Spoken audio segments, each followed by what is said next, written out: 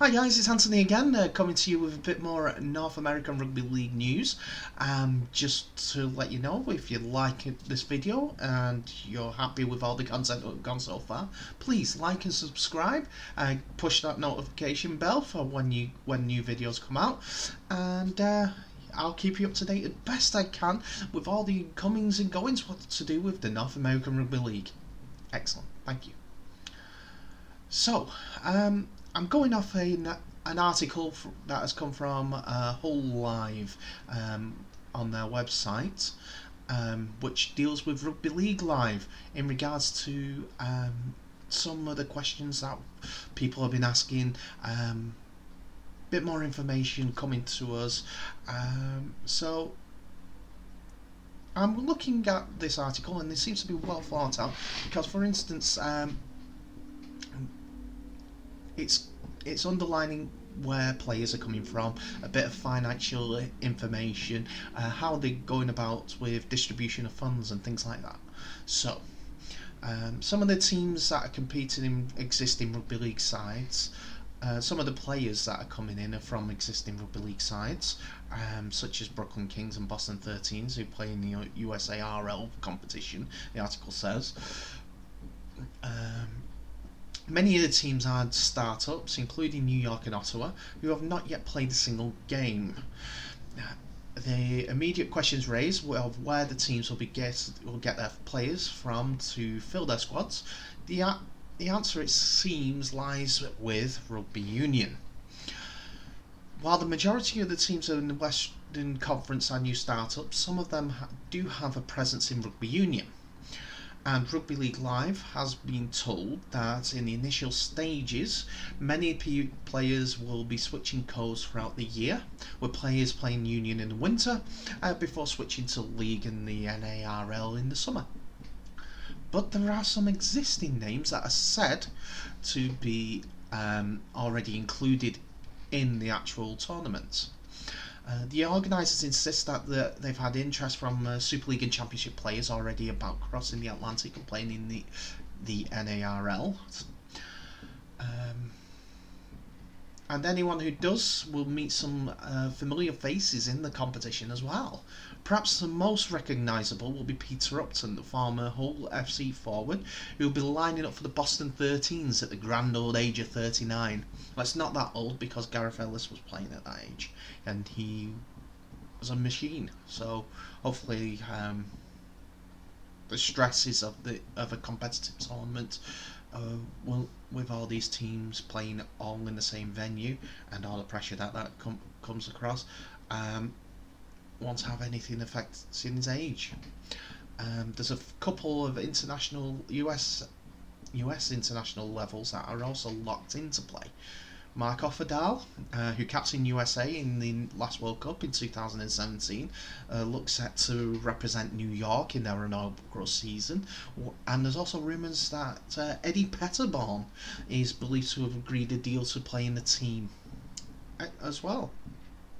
As I mentioned in one of my other videos, Ryan Burrows is the founder of the Washington DC Cavalry team, so he's going to be involved somehow, because he's not planning on putting his boots up. He's not hanging his boots up. He's a player with DC teams already, and also Northern Virginia Rugby League as well. He's played for them last year, as you might have seen on the Facebook video against Cleveland. So there are a few players that are notable, that have had history in the game of some sort. So that's exciting to look into. So the issue next we come to is about financing, and what we were led to believe is clubs will be able to spend $300,000 on squads in the first year, with clubs expected to show good and prudent financial management. The article continues, at all times, courtesy of checks by the competition organisers.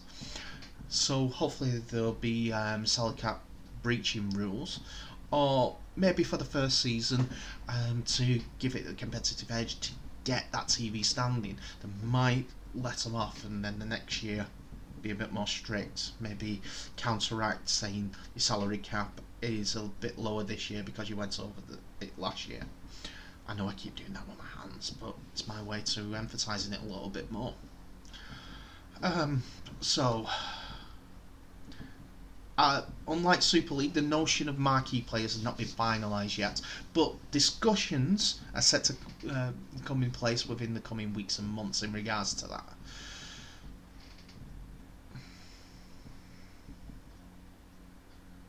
So,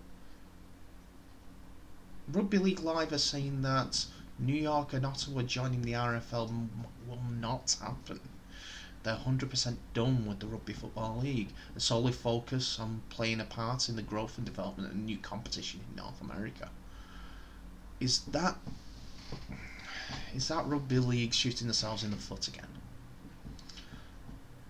Well, Rugby League in the UK shooting themselves in the foot again. The guy that was responsible, that was the chairman at Huddersfield, that's taken over as temporary in charge, may have come up with that competition proviso. I hope not. I hope it's only because he's temporary and they can get past it. But I hope upon hope that it's not going to be like that. But my next bit of the actual conversation through the article may point to what has made the professionals semi-professional professional step for these teams in America. Some of the initial investments set to go to New York and Ottawa upon joining the game have now been redistributed in the competition organisers by the competition's organisation. The priority has seemed to be shifting from creating strong independent teams that could thrive in the RFL to an all-round stronger foundation of the sport in America. In North America. I forget there's Canadian teams too. It may be a struggle to completely fund it at this point, so I think it might be needing more independent financing because the COVID restrictions are still heavily in place in North America, which are being eased as it comes up to August, as the Eastern Conference is playing games in Toronto.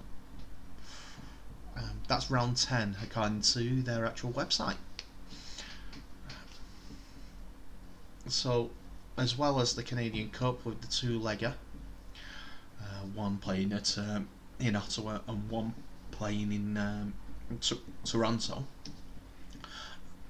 The Toronto is going to be the host for 3 games of the Eastern Conference, where Western Conference is still set as in Las Vegas, full stop.